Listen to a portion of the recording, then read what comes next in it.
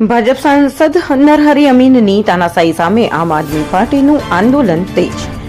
આપના નેતા જતીન પટેલ, અમિત પંચાલ, કૌતુક શાહ, પ્રિતેશ પટેલ અને સુરેશ ગજ્જર સ્થાનિક લોકો સાથે રસ્તા પર ઉતરી આવ્યા. એસપી રિંગ રોડ પર ઝુંડાલથી વૈષ્ણોદેવી તરફ જતા હોટેલ હિલ્લોક નજીકના ડિવાઈડર કટ નરહરી અમીનના કહેવાથી ઔડા અને પોલીસે બંધ કર્યા હોવાનો આરોપ છે.